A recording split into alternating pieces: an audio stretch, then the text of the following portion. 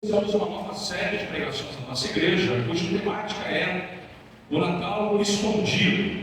Repete comigo, o Natal escondido. A gente vai olhar, na verdade, uma série de textos do Novo Testamento, do Evangelho de Mateus, de Lucas, também de João, uma vez que esses evangelhos tratam da questão do nascimento de Cristo, procurando entender algumas questões que estão escondidas para muita gente hoje em dia ainda. A nossa pretensão, a nossa oração é que de verdade Deus ilumine mais uma vez em nosso coração de maneira renovada um olhar acerca do que acontece lá na manjedoura em Belém, mas que Ele também ilumine o coração daqueles que ainda não conhecem a luz da glória do Evangelho de Cristo. Essa manhã em especial, nós não vamos usar um texto do Novo Testamento. Vamos usar um texto do Velho Testamento e, portanto, a gente vai começar essa série se preparando para ela, para olhar mais de perto uma passagem do Velho Testamento que vai lançar muita luz sobre essa temática, o Natal escondido, e a gente vai então acompanhar inicialmente a leitura dessa passagem que está no profeta Isaías, capítulo 9, e quero que você abra nessa passagem, Isaías capítulo 9, do verso 1 ao verso 7, cujo tema que a gente vai dar então para essa primeira exposição é a grande luz raiou. Então abra lá nessa passagem e acompanha comigo o que temos nesse texto. É dito assim: mas para a terra que estava aflita, não continuará a obscuridade. Deus, nos primeiros tempos, tornou desprezível a terra de Zebulon e a terra de Naftali, mas nos últimos tornará glorioso o caminho do Senhor, ou melhor, o caminho do mar, além do Jordão, Galileia dos gentios.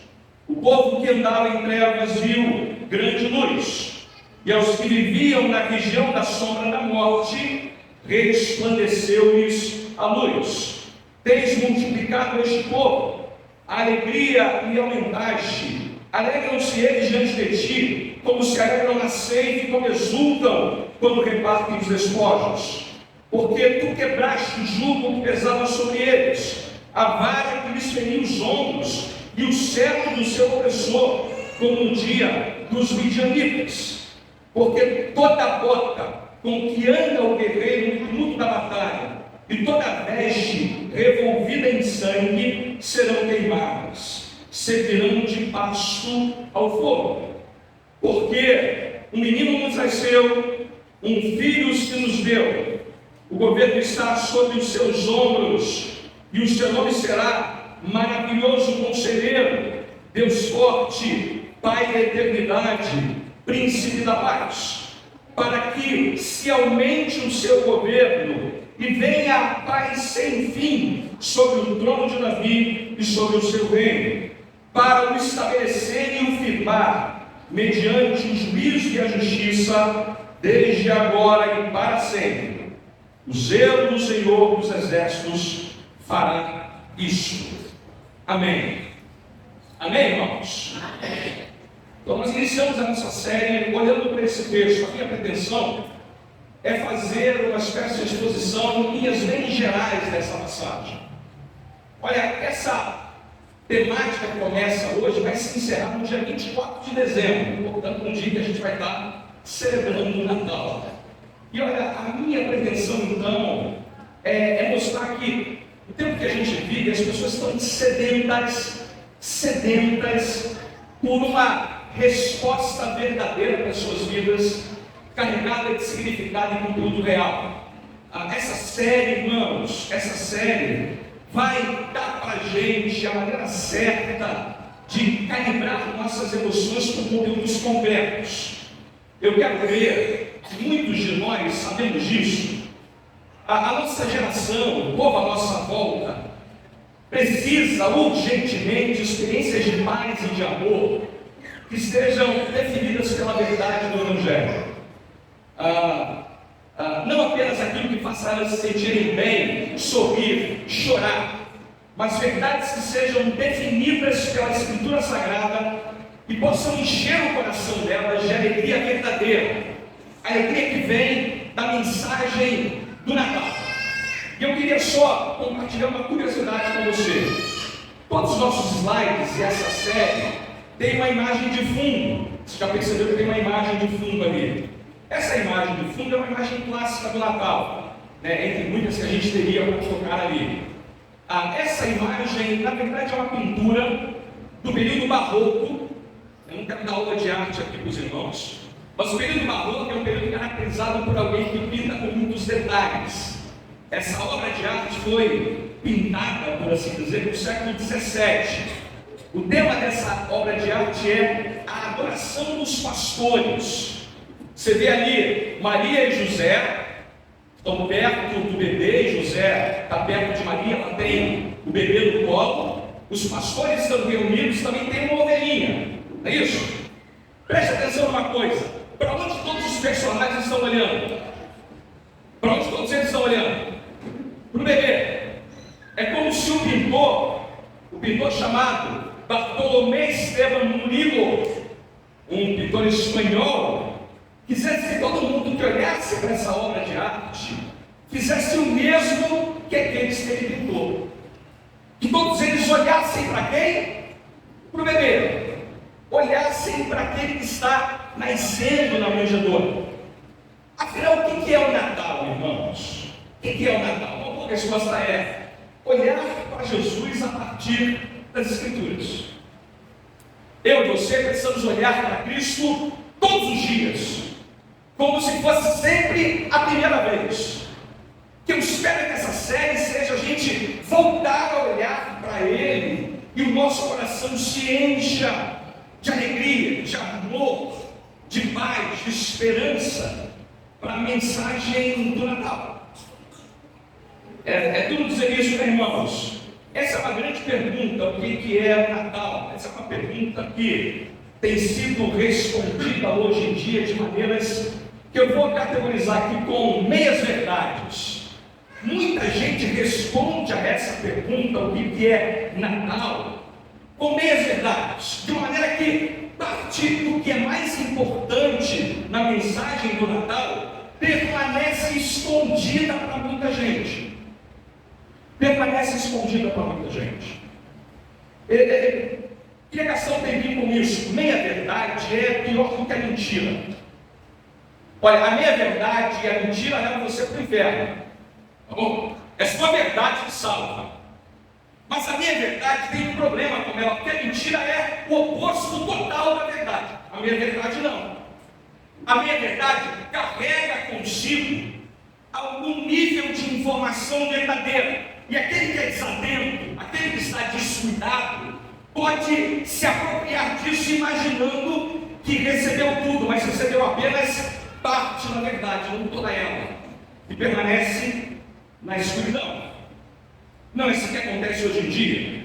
Toda vez que a gente vai celebrar o Natal, algumas coisas acontecem à nossa volta. As decorações começam a surgir. Agora, esses dias eu passei em Bangu e já tem loja em Bangu decorada para o Natal. Não sei se o pessoal de Bangu mesmo está atrasado, né? O fato é que tem decoração no shopping, elas são belíssimas. Belíssimas. As casas também são ornamentadas, né? O pessoal vai lá e arma a árvore de Natal. Ainda não chegou aqui na igreja, mas vai chegar daqui a pouco. As crianças ficam expectativa de receber o seu presente. Os adultos estão preocupados em fazer a ceia, chamar a família, e aquela confusão que acontece. O fato é que todo mundo fica se preparando para esse momento, ansiosos para que esse dia chegue.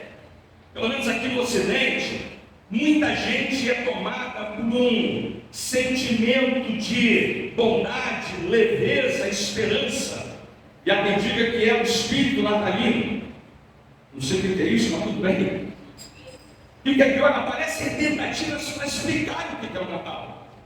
Você liga a TV e começam a aparecer comerciais de TV que vão fazer você acreditar que a mensagem do Natal é a seguinte: Natal é um momento de refletir, sonhar, comemorar, alegrar-se, repartir, compartilhar, agradecer, renovar as esperanças e por aí afora. Tem uma cidade em Goiás chamada Anápolis, que fez uma campanha há algum tempo atrás, de Natal, que usou essa frase aí, olha, que frase interessante para a nossa análise nessa manhã. Ela diz assim: Natal começa no seu coração, paz e amor na terra, vamos dar as mãos, alegria que vai renascer, Natal é lindo de viver. Gostaram, irmãos?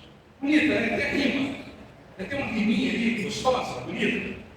O problema dessas mensagens é que elas são meia verdade. Preste atenção, algumas coisas aqui que são de fato corretas, adequadas. É importante lembrarmos que dar presente no Natal, não se esqueça de mim, tá, irmão? É lembrar que Jesus abriu mão da sua glória e nasceu numa manjedoura. Dar tem a ver com o Natal. Segunda coisa importante, preocupar-se com os pobres e excluídos também é uma coisa correta que vem da mensagem do Natal, porque Jesus não nasceu numa família aristocrática, ele nasceu numa família pobre, para lembrar que de fato os pobres e excluídos devem ser lembrados. O problema dessas mensagens é que elas deixam de fora o que é o mais importante. O Natal permanece escondido nessas propagandas de meia-verdade. O Natal é, acima de tudo, compreender a mensagem do Evangelho, irmãos. Como disse Timothy Keller, o Natal de verdade é lembrar que o mundo não pode salvar a si mesmo. Essa é a mensagem de Natal. Eu sei que você está pensando em corte rápido, que você não dando um tiro, não é isso? Esse realismo do Natal precisa ser trazido à tona de novo no nosso tempo.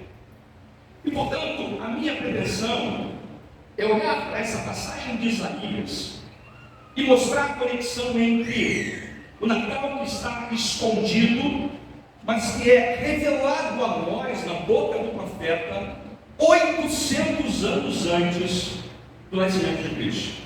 E eu faço isso a partir de 2 pontos apenas. O primeiro ponto é esse aí. Isaías vai nos ensinar, olhando para o Natal há 800 anos antes dele acontecer, que o Natal é o supremo exemplo de profecia cumprida. O Natal é o supremo exemplo da fidelidade de Deus às suas promessas. Esse talvez seja um aspecto do Natal que muita gente não compreende, mesmo gente sentado em banco de igreja, mesmo gente que já celebrou o Natal, como no meu caso, há 50 anos. É importante a gente voltar a essas questões mais fundamentais acerca do Natal, para compreender que, primeiro e acima de tudo, ele é a mensagem, o exemplo supremo de que Deus cumpre suas profecias, de que Ele é fiel às suas promessas. Vamos pensar nisso rapidamente. Amados, o Natal, como descrito nos Evangelhos, está profundamente relacionado com o Velho Testamento. Alguém já disse que se o Velho Testamento é a fechadura, Jesus é a chave. Se o Velho Testamento é a fechadura, Jesus é a chave. Por que eu estou chamando a atenção nisso? Porque cada movimento que acontece na vida de Cristo, e aqui eu estou me limitando ao Natal, ele está cumprindo tudo o que havia sido previsto há pelo menos 1 milênio antes de profecias dadas por Deus. Você sabe que a Bíblia tem um certo fascínio pelo número 7. O número 7 na Bíblia ocupa um lugar importante. Só para lembrar que esse número aponta na direção da perfeição, daquilo que foi cumprido cabalmente. Vou dar alguns exemplos para você. O livro do Apocalipse apresenta 7 cartas a 7 igrejas da Ásia. Lembra você que quando o povo de Deus marcha em torno de Jericó, ele dá 7 rodas, ou 7 movimentos em torno da cidade. E a pouco você vai encontrar 7 selos, 7 taças, 7 trombetas, e por aí vai. Mateus, quando conta, narra para nós o nascimento de Cristo, ele tem uma preocupação. Ele emprega o número 7 nos primeiros 4 capítulos de Mateus para descrever o nascimento de Jesus e mostrar 7 profecias que são cumpridas com relação a ele. Dê uma olhada aí nesse quadrinho. Esse quadrinho é um resumo dessas 7 profecias. Eu não vou olhar cada uma delas, mas olha. Primeiro, a criança nasce de uma virgem, profecia de Isaías. O seu nascimento é na cidade de Belém, profecia de Miqueias. A fuga dele para o Egito foi profetizado por Oséias. O massacre dos bebês em Belém, profetizado por Jeremias. A residência dele em Nazaré, profetizada por Isaías. O ministério do precursor dele, João Batista, foi profetizado por Isaías. Mas quero chamar a atenção para uma delas. Essa que está em Mateus capítulo 4, versos 13 e 14, que falam do início do ministério de Cristo. Abra lá, Mateus capítulo 4, versos 13 e 14.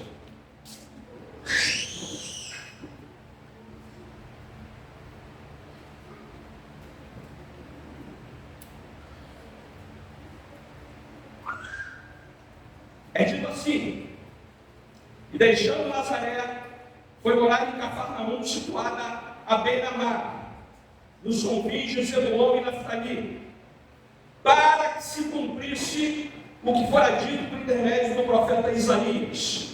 Veja os versos 15 e 16: terra de Zebulon, terra de Naftali, caminho do mar, além do Jordão, Galileia dos gentios. O povo que jazia em trevas viu grande luz, e aos que viviam na região de sombra da morte, resplandeceu-lhes a luz. E a partir dali, passou a pregar e a dizer: arrependei-vos, porque está próximo o reino dos céus. Essa passagem é qual, irmãos? Isaías capítulo 9, que nós lemos agora no início 19. Olha, só para mostrar o seguinte, que a gente tem, portanto, no Natal, é Deus cumprindo tudo que ele havia profetizado no Velho Testamento. O Natal é o ápice do Velho Testamento. Essa expressão que Mateus usa para que se cumprisse o que fora dito por intermédio do profeta Isaías é o seguinte: agora todo o plano se cumpre de maneira definitiva e cabal. As pontas soltas foram amarradas de uma vez. Tudo que estava no escopo do Antigo Testamento se cumpre no Novo. Paulo vai dizer que, vindo à plenitude dos tempos, Deus enviou o seu Filho, nascido de mulher, nascido sob a lei. Deixa eu dar para você um dado que talvez te surpreenda, rapidamente sobre isso. Qual é a chance de alguém fazer uma profecia sobre alguém que vai nascer daqui a 800 anos e acertar essa profecia? Em termos probabilísticos, em termos matemáticos. Olha, só para dar essa informação para você, nós temos mais de 400 profecias acerca de Cristo cumpridas no Novo Testamento. A maioria delas relacionadas com o profeta Isaías. Qual é a chance de 800 anos antes alguém afirmar alguma coisa e isso acontecer? Jesus não teve só uma ou duas, não, teve muitas, centenas. Alguém já fez esse estudo? Para 8 profecias se cumprirem nesse intervalo de tempo, a relação é de 1 para 10 elevado a 17. 10 elevado a 17 é 1 seguido de 17 zeros. Sabe o que significa esse número? 100 quatrilhões. 10 a 17 é 100 quatrilhões. Significa que para cada 8 profecias se cumprirem, a chance seria de 1 em 100 quatrilhões. Tá bom para você? Deixa eu dar para você uma imagem que ajuda nisso. Pega o estado da Bahia todo, enche ele de moedas 100 quatrilhões de moedas. Dá para encher ele todo a altura de 60 centímetros. É tanta moeda que você não faz ideia. Pega uma moeda, joga no meio delas. Uma moeda dourada para se separar das demais. Pega o Arthur, vou usar o Arthur como ilustração, bota uma venda nele e dá a ele a chance de, numa única vez, pegar essa moeda. Isso significa, em termos estatísticos e probabilísticos, cumprir-se 8 profecias no intervalo de 800 anos. Deus está por trás de tudo que está acontecendo no Natal. Há uma segunda coisa importante aqui. Não é só uma questão das profecias, é também uma questão relacionada com as suas promessas. Lembre, irmãos, que todas as promessas de Deus têm em Cristo o sim e por meio dele o amém. Pergunto para você, quando foi a primeira vez que Deus prometeu o que aconteceria no Natal? Quando foi que isso aconteceu pela primeira vez? Irmãos, esse quadro aqui ajuda a gente nisso. Esse é um quadro que resume toda a história do Velho Testamento. Então não dá para botar tudo lá, mas se você der uma olhada aí rapidinho, começa lá no Jardim do Éden, seguido da queda, e chega até a cruz. Há vários eventos históricos importantes ali. Eu não vou enumerar todos eles, mas quero lembrar em quais momentos dessa história a promessa acerca da chegada do Messias foi dada por Deus. A primeira vez que isso aparece é logo após a queda. Se há de se lembrar que depois da queda, Deus estabelece aquilo que a gente chama de proto-evangelho. O descendente da mulher esmagaria a cabeça da serpente. Isso foi há 4.000 anos atrás. Ou melhor, há 6.000 anos atrás, 4.000 anos antes do nascimento de Cristo. Ele já falou ali que haveria uma guerra global entre os descendentes da serpente e o descendente da mulher. Segunda vez que ele faz essa promessa é a Abraão, 2.000 anos antes da chegada do Senhor Jesus Cristo. Nessa promessa, você vai se lembrar, Gênesis 12, Gênesis 13, é dito que nele, no seu descendente, seriam abençoadas, benditas todas as famílias da terra. Gálatas 3, o apóstolo Paulo diz que o descendente referido à promessa feita a Abraão é o Senhor Jesus Cristo. Ele é da linhagem de Abraão, ele é o herdeiro do mundo e ele é dono de todas as coisas. A terceira vez que isso aparece é quando Jacó abençoa Judá. Se há de se lembrar também que no final de Gênesis, capítulo 49, ele diz para Judá que todas as tribos do mundo se inclinarão a ele. Judá vencerá os seus inimigos e ele será comparado a um leão. Lembra que Jesus é chamado de leão da tribo de Judá, porque tem relação com essa promessa. E ele estabeleceria um reino, um governo global, porque o cetro jamais sairá de Judá. Eu não vou pensar você, mas vou dar para você uma quarta vez em que isso aparece. Deus depois repete a promessa para Davi. A quarta vez, em 2 Samuel 7,16, Deus afirma que cumprirá a promessa por meio de um descendente de Davi. Nós vemos essa manhã que o cérebro chama Jesus de filho de Davi, porque tem a ver com essa promessa. Qual é a ideia aqui, irmãos? A ideia é que um descendente de Davi permaneceria no trono por toda a eternidade. Lembra que Maria é da descendência de Davi, para poder cumprir essa promessa. No tempo do profeta Isaías, estava acontecendo um problemão. E agora eu quero conectar tudo isso com o profeta Isaías. No tempo do profeta Isaías, havia uma situação chamada de colapso dos reinos. Os reis de Israel, especialmente os reis de Judá, não estavam mais temendo a Deus. Eles realizavam o seu reinado de uma maneira que eles não tinham nenhuma preocupação com as promessas, com o nome, com temer a Deus. Uma pergunta que circulava no tempo do profeta era a seguinte: será que Deus vai manter de pé a promessa feita a Davi, a Judá, a Abraão e lá no Éden? Será que ele continuará mantendo de pé aquilo que ele havia profetizado? E aí Isaías é levantado pelo Senhor para dar uma resposta cabal para essa pergunta. Isaías 7,14 diz que Emanuel viria. Emanuel significa Deus conosco. Mas esse menino não é só um menino prodígio.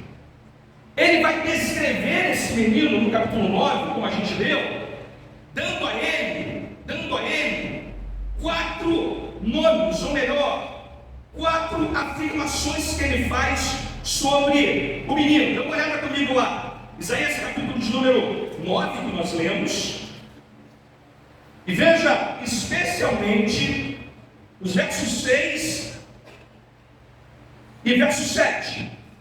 Vou ler para você: porque um menino nos nasceu, um filho se nos deu, o governo está sobre os seus ombros, e o seu nome será, primeiro, ele é um conselheiro espetacular.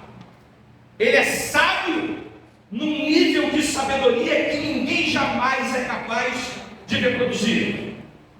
Segunda coisa, ele é Deus forte.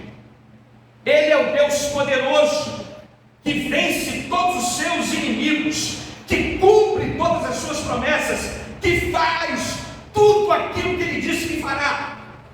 Não há como impedi-lo, porque ele é Deus forte. A palavra forte só cabe na verdade quanto a Deus. Ninguém é tão forte como ele, e qualquer força diante dele é pura fraqueza. Terceira coisa que ele disse, que ele também é Pai eterno, Pai da eternidade. Significa dizer que ele vai cuidar do seu povo, cuidar das suas ovelhas, cuidar do seu rebanho por toda a eternidade.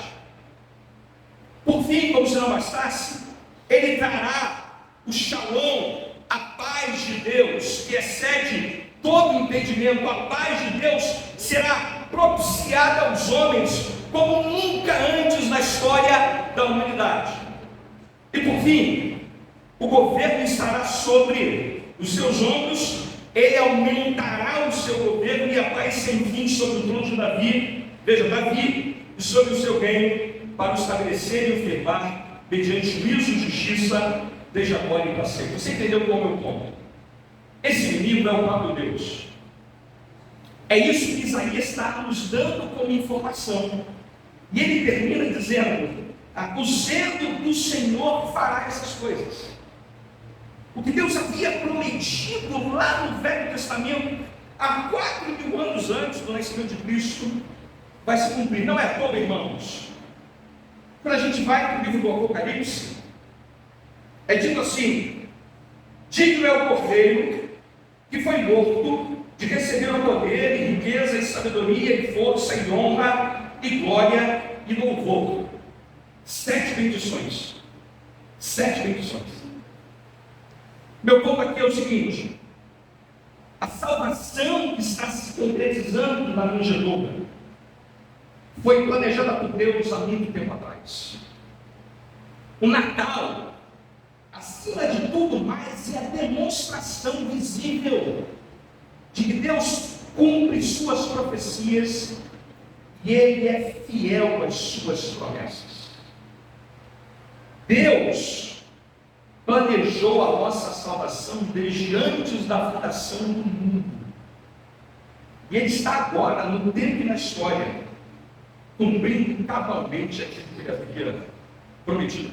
Deixa eu fazer aqui, nessa altura da exposição, 2 aplicações. A primeira é: Deus nunca se esquece de suas promessas. Nunca. Guarde isso sobre um Natal, como uma mensagem que vem da manjedoura. A manjedoura é dizendo para nós que Deus é o fim desde o princípio, que Ele é eterno, de eternidade a eternidade Ele é Deus. Para ele, 1000 anos são apenas como um único dia. Passaram-se apenas 6 dias até hoje para Deus. Na manjedoura, só 4. Você entende o que eu estou dizendo? Ele não está no fluxo do tempo. Ele não está preso ao tempo como nós estamos. Às vezes até parece que ele esquece do que ele prometeu. Às vezes ele deixa que a gente experimente algumas derrotas, mas ele nunca esquece. Ele nunca esquece. Da primeira vez que da próxima vez que você for tentado a pensar que Deus esqueceu de você, olhe para o Natal. Olhe para o manjedoura. As suas promessas são certas e seguras.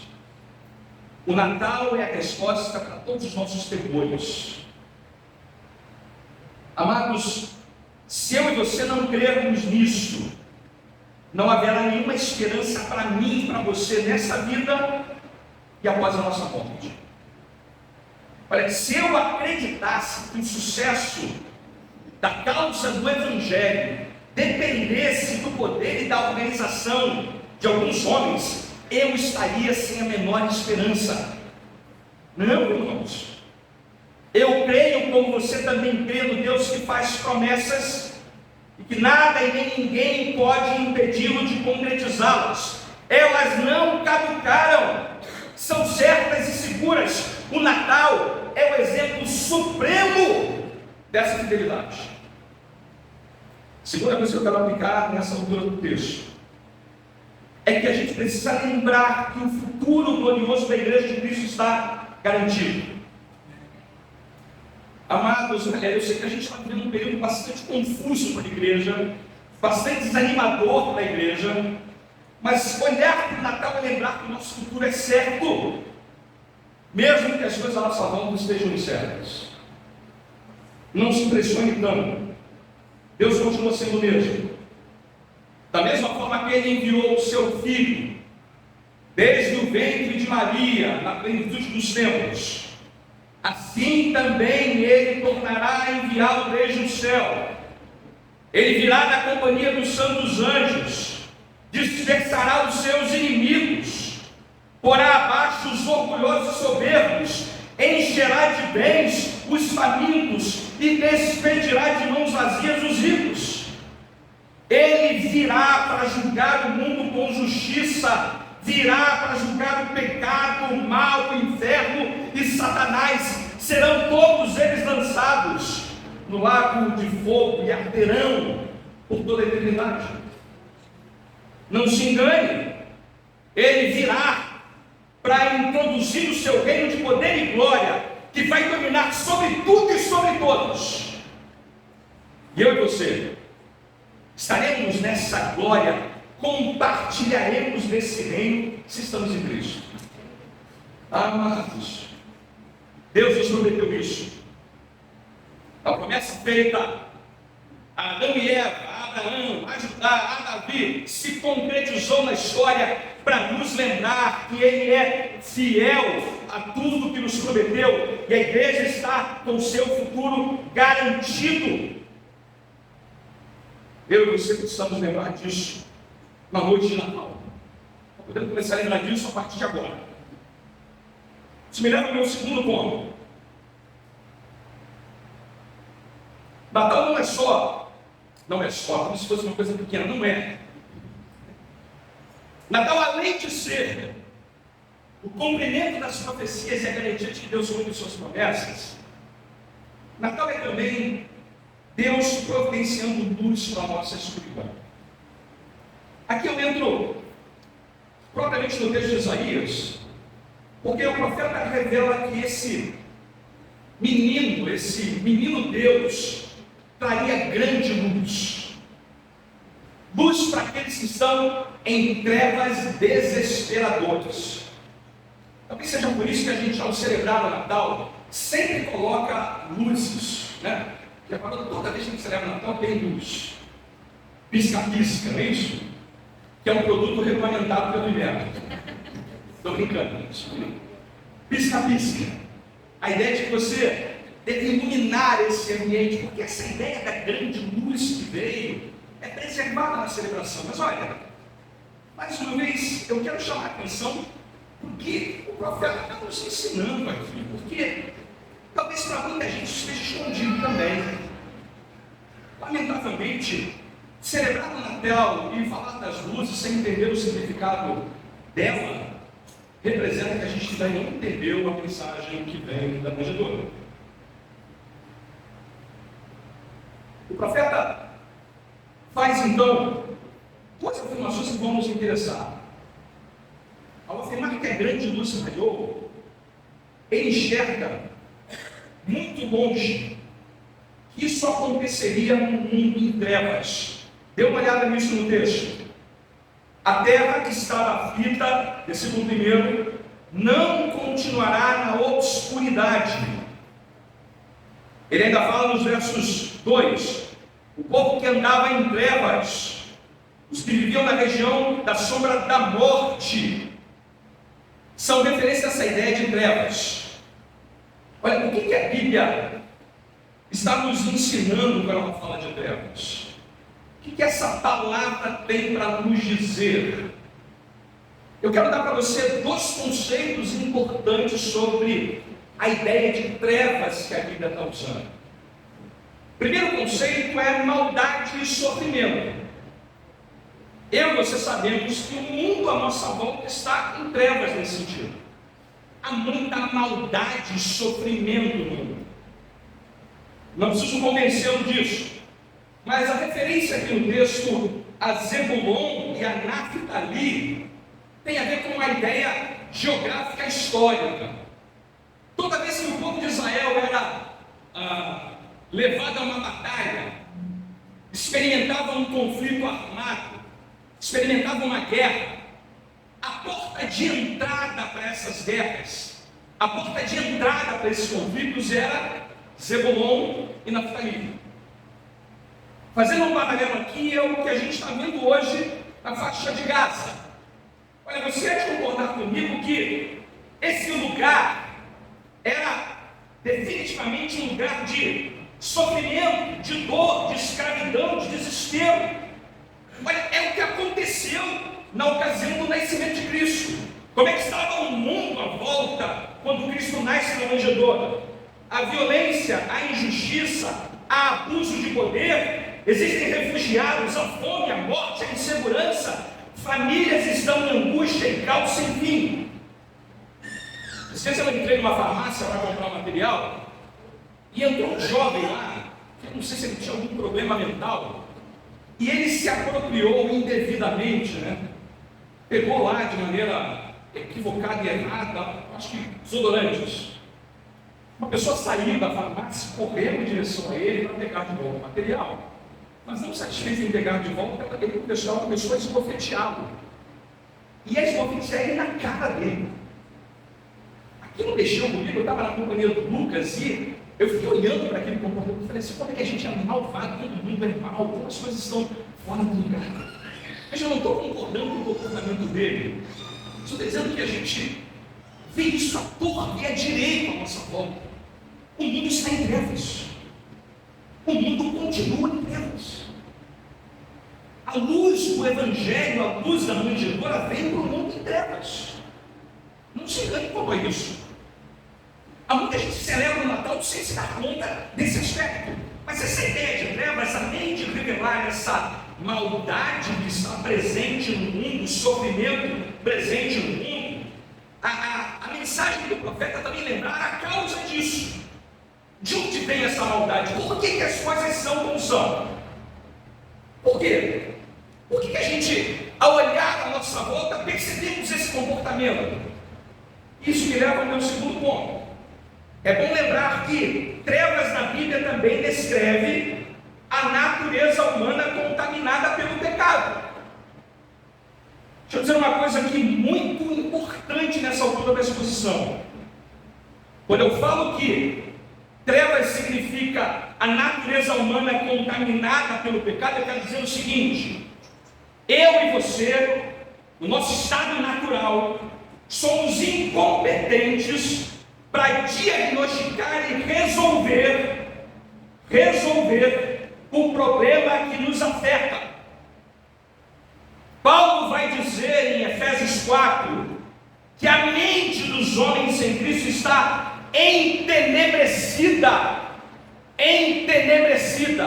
está em trevas. Depois em 1 Coríntios 2,14 ele diz que o homem natural não aceita as coisas do Espírito e não pode entendê-las, porque elas se discernem espiritualmente. Mais à frente, em 2 Coríntios 4,4 ele diz que o Deus deste século cegou o entendimento dos incrédulos para que não lhes resplandeça a luz do Evangelho da glória de Cristo. Independente de sexo, cor da pele, posição social, posição acadêmica, nós não conseguimos enxergar por nós mesmos o que há de errado com a gente e o que há de errado com o mundo. Vou dizer mais, irmãos. Olha, Natal não é se dermos as mãos, a alegria vai renascer e tudo se resolverá. Se fosse tão fácil assim, já teríamos resolvido o problema. Natal não é se unirmos nossas forças, podemos fazer do mundo um lugar melhor. Não acredite nisso, isso não é Natal. Não acredite que você e eu podemos resolver o nosso problema por conta própria. Natal é deixar de crer nessas falácias, nessas meias verdades que são tão populares hoje em dia. Deixa eu dar algumas delas para você. Esqueçam do passado. Olha, nós temos a ciência, temos o conhecimento. Em breve Ele iluminará as nossas trevas. Em breve Ele iluminará a nossa ignorância. Seu professor de ciência vai dizer isso para você. Você é pastor lá da igreja e diz que esse negócio é uma falácia. Seu professor de ciência vai dizer assim: olha o mundo. Isso. Professores de ciência cristãos não dirão isso. Daí a irmã Mariana me corrigindo. Eu estou dizendo professores de ciência incrédulos. Darão para nós a ideia de que o conhecimento, a ciência trará a tal luz que tanto ansiamos. Não trará, irmão. Não trará. Deixa eu me decepcionar. Mas isso tem uma outra falácia muito popular. Pecado é apenas ignorância. Pecado é admitir que a gente é mal, mas não é tão mal assim. Nós podemos melhorar se a gente for apresentado ao que é bom e ao que é belo. Basta a gente ter contato com o que é bom e o que é belo e a gente vai melhorar. É mesmo, irmão?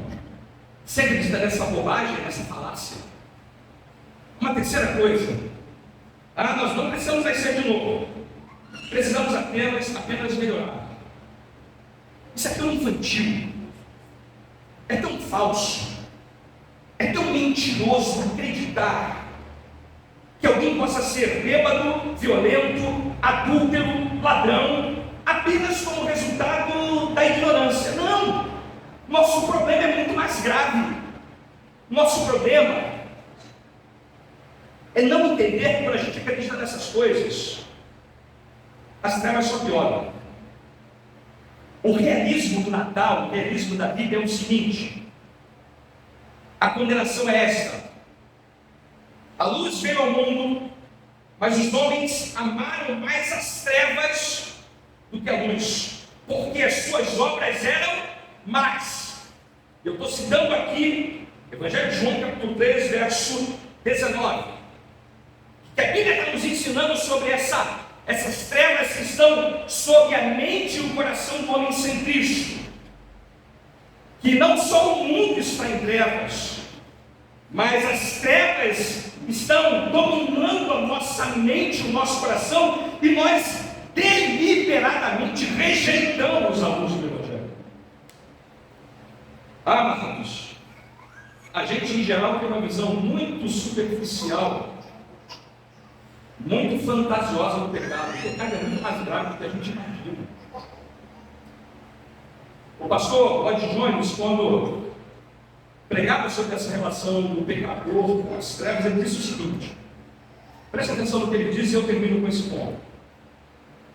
Em nosso estado não regenerado, estado sem Cristo, amamos as trevas e odiamos a luz. Gostamos de pecar sentimos prazer e nos deliciamos com o seu sabor, mesmo sabendo que isso é ilícito, proibido e ilegal. Nossa natureza é assim. Ele ama as trevas e odeia a luz. Ela é depravada, pervertida, prefere o errado ao certo, prefere o que é mal ao que sabe ser bom. Eis a mensagem de Natal, irmãos. As coisas vão mesmo muito mal e não temos como curar a nós mesmos. Eis a mensagem de Natal. Os homens estão presos. Se eu fechasse a minha Bíblia e terminasse o sermão aqui, acho que ir para casa e esperar o mundo acabar, porque não ia ter esperança para nenhum de nós. Graças a Deus, no meio da mensagem do profeta não para aí. Ele revela que há trevas, mas ele diz também que há esperança. Há esperança porque a grande luz raiou. E aqui eu queria chamar a sua atenção para esse aspecto agora e encaminhar para o final do sermão. Ele diz aí no verso 9, capítulo 9, verso 1: a terra que estava aflita não continuará na obscuridade. A terra de Zebulon e de Naftali tornar-se-á gloriosa além do Jordão. O povo que estava em trevas, andava em trevas, viu grande luz, e sobre eles resplandeceu-lhes a luz. Para o Natal também é entender o significado dessa luz. Aqui, ele diz claramente que essas regiões tomadas por trevas veriam a luz brotando de fora. Brotando de fora porque essa luz não vem do mundo, ela raia sobre o mundo, mas ela não é produzida pelo mundo. E ela vem para fazer aquilo que nós somos incompetentes para fazer. Amado, a mensagem do Evangelho é uma mensagem de esperança para aqueles que sofrem, para aqueles que estão aflitos, para aqueles que estão humilhados, para aqueles que estão desonrados, para aqueles que estão atolados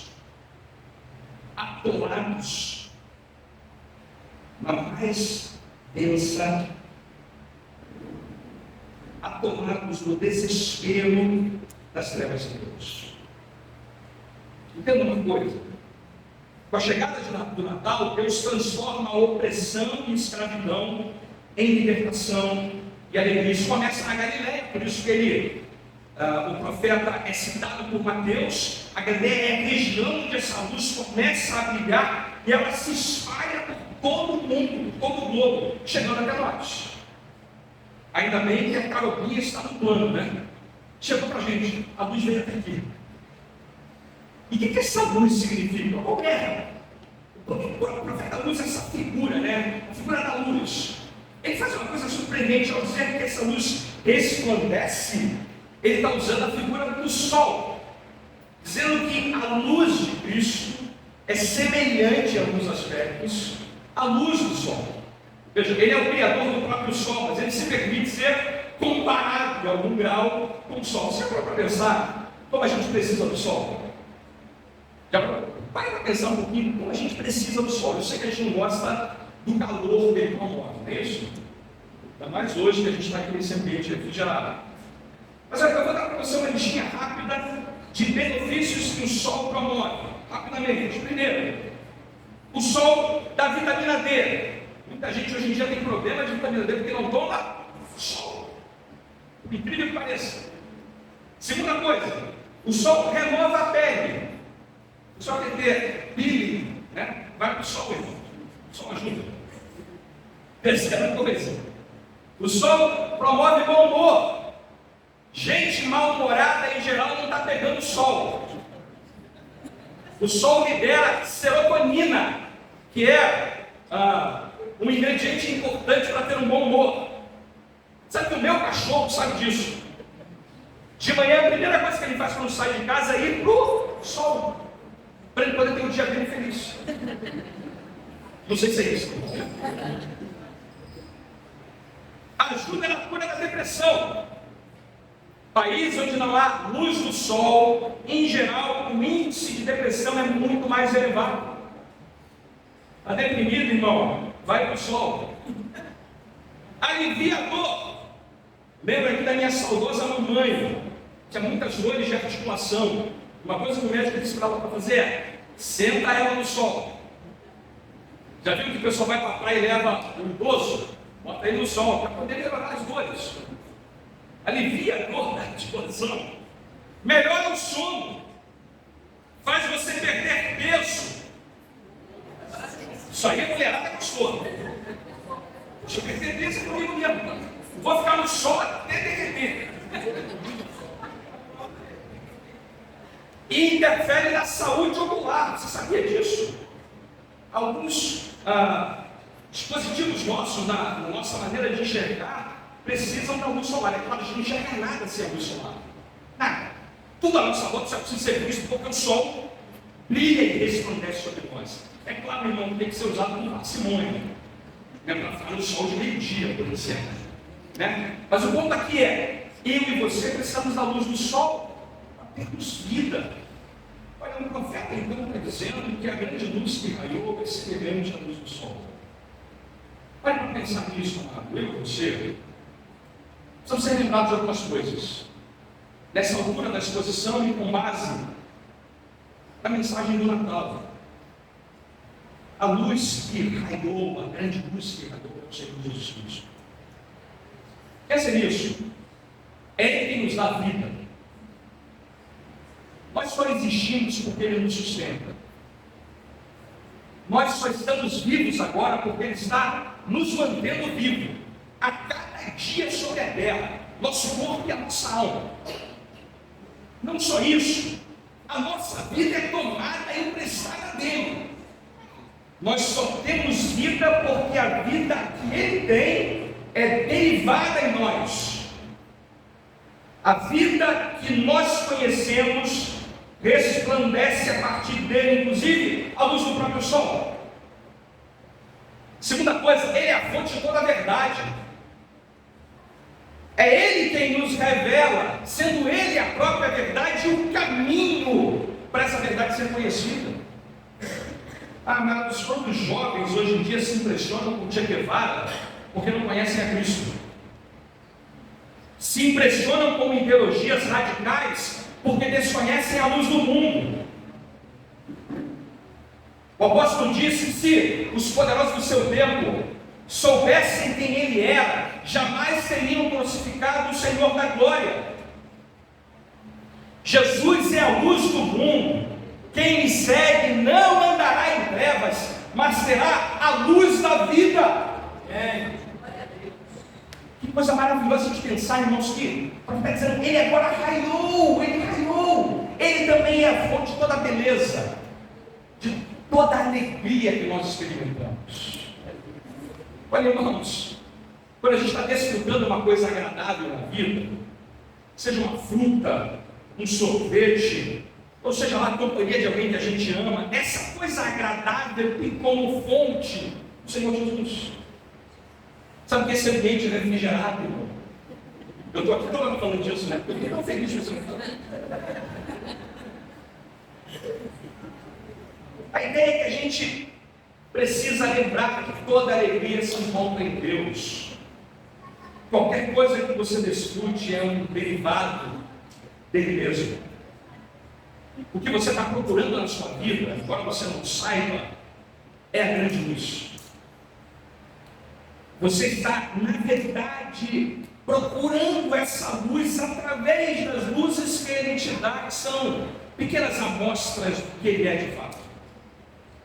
Lembra de uma coisa, eu e você, que estamos em Cristo, só estamos na luz porque Ele enfrentou as trevas espessas do Calvário.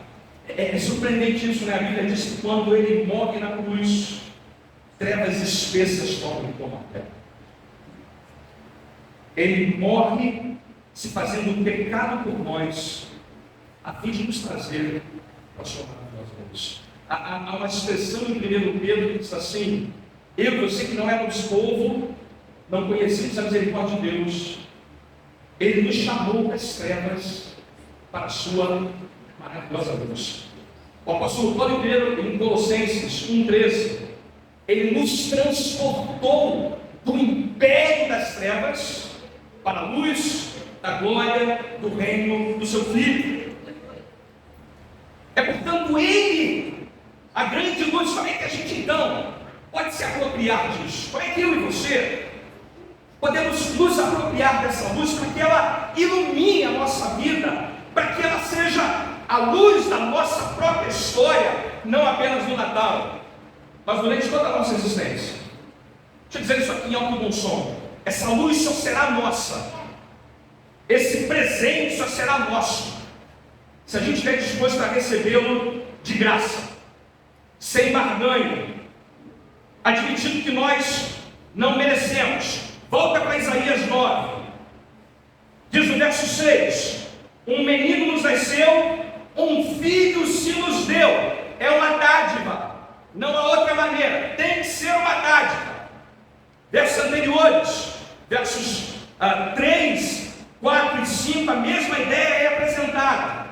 A alegria vai ser multiplicada, aumentada. Eles vão se alegrar como quem colhe na ceifa, como quem exulta quando reparte os despojos.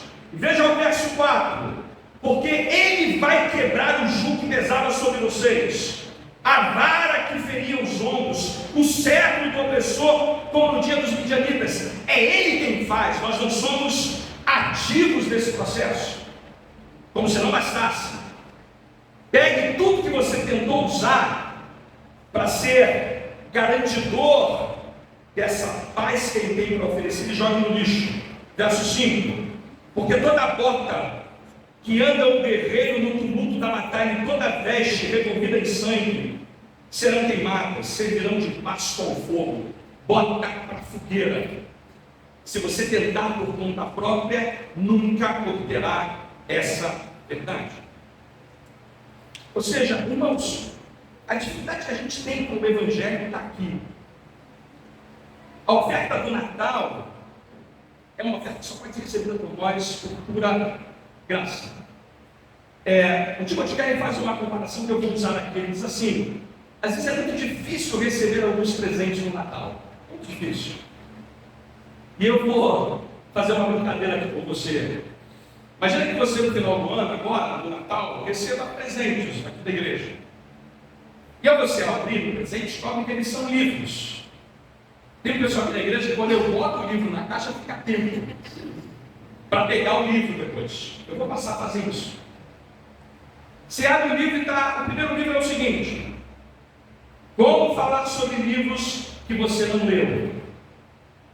Então, o tema do livro é como você pode falar sobre livros que você não leu. Na entrelinha, a pessoa está dizendo assim: eu sei que você não lê livro, e fica dizendo que leu. Bom, segunda mensagem que você pode receber no segundo livro: a coragem de não ser agradável. Ela está dizendo assim: eu sei que você é uma pessoa que não é agradável. Tem coragem para vencer.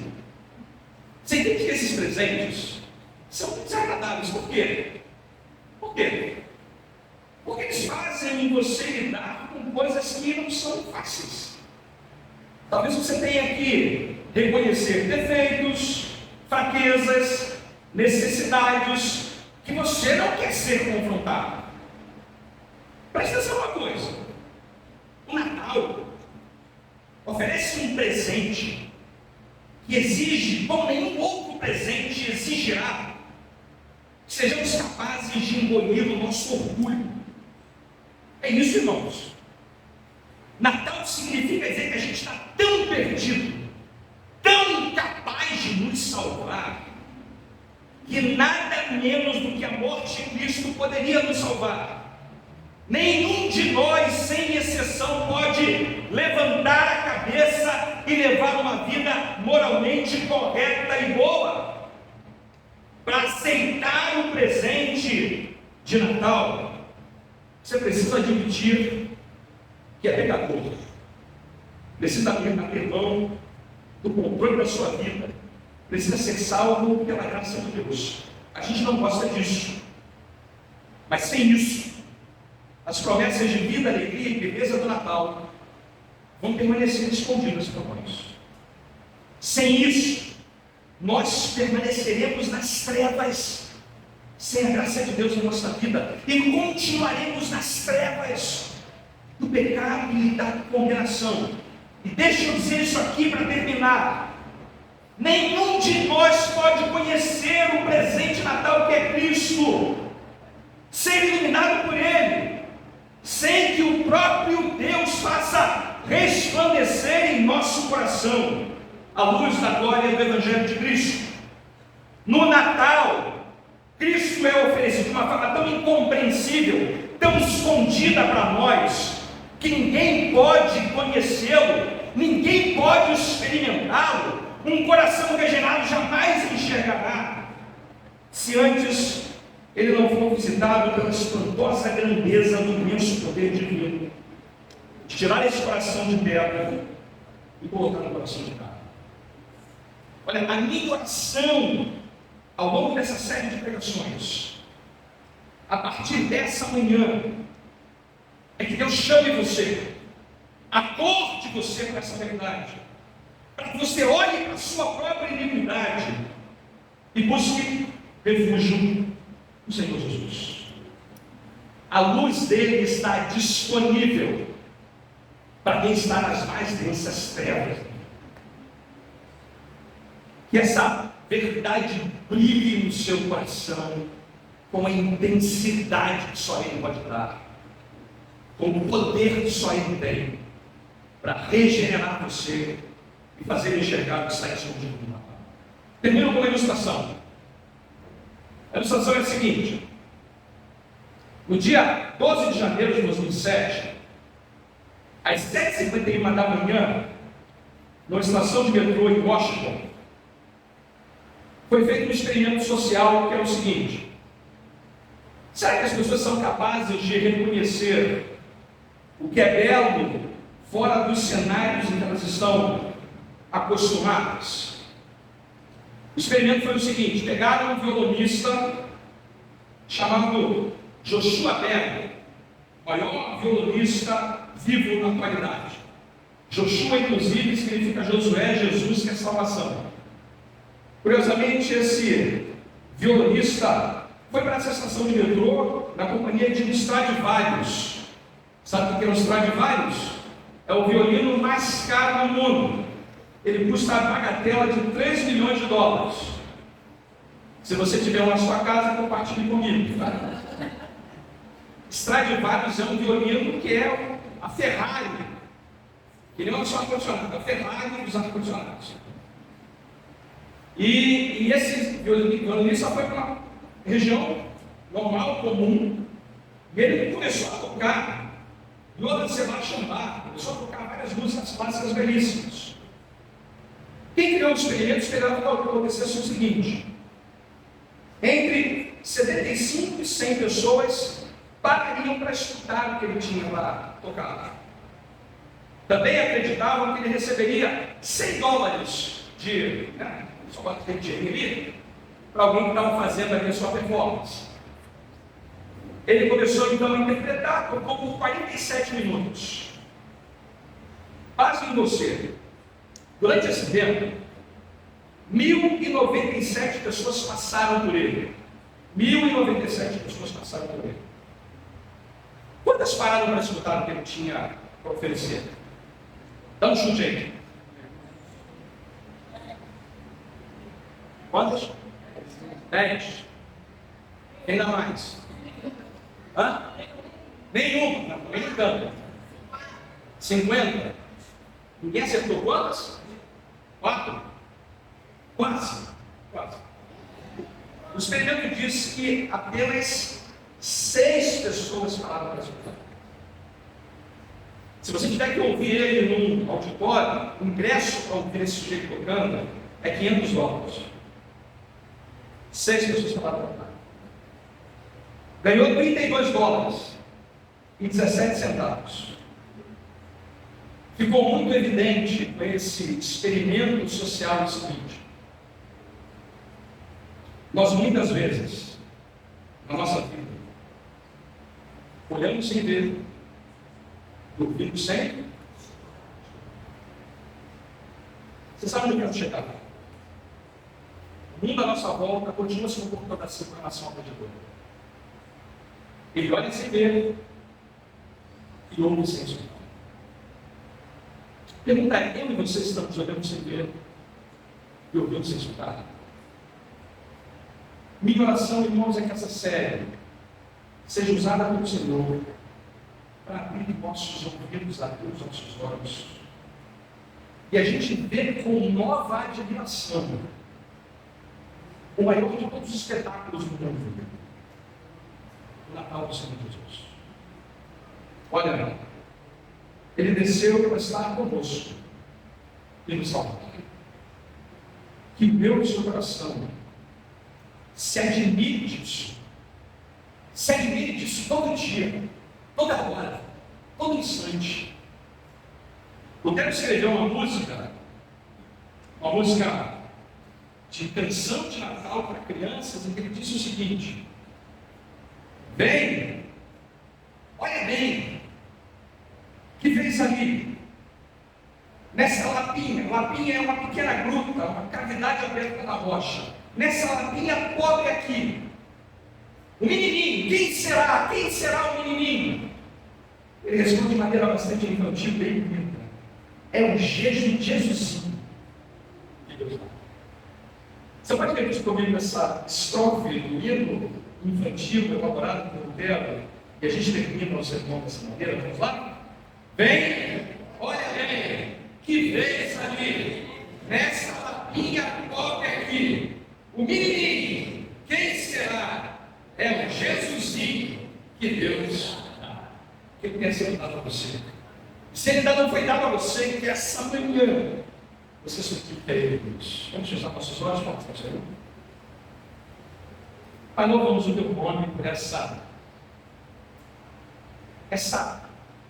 maravilhosa, incomparável graça que nos alcançou em Cristo. A grande luz raiou sobre a nossa vida. E agora não estamos mais em trevas. O Evangelho da glória de Deus nos foi revelado pelo Deus Santo. Não há nada nessa vida que se compare ao tamanho do privilégio. Disse o pastor no passado: aquele por quem todas as coisas foram feitas, foi feito uma de todas essas coisas. O Filho de Deus, pelo Pai sem mãe, tornou-se o Filho do homem por meio da mãe sem pai. A palavra que é Deus antes de todos os tempos se tornou carne no tempo determinado. O Criador do sol foi feito sobre o sol. Aquele que enche o mundo jaz em uma manjedoura, grande na forma de Deus, mas minúsculo na forma de servo. Isso foi feito de tal forma que nem sua grandeza foi diminuída por sua pequenez, nem sua pequenez foi superada por sua grandeza. A Ele, o Senhor Jesus Cristo, seja dada toda a glória. Se há entre nós, Senhor, gente que não pode ainda compartilhar dessa luz, que ela brilhe nessa manhã, pelo poder da Tua palavra, pelo poder do Teu Espírito, no coração de cada um de nós. E que agora, o amor de Deus o Pai, a graça da grande luz, o Senhor e Salvador Jesus Cristo, e a comunhão eterna do Santo Espírito de Deus seja conosco, com todo o povo do Senhor espalhado por toda a face da terra, hoje e para todos sempre. Amém. Mas eu quero terminar aqui fazendo rapidamente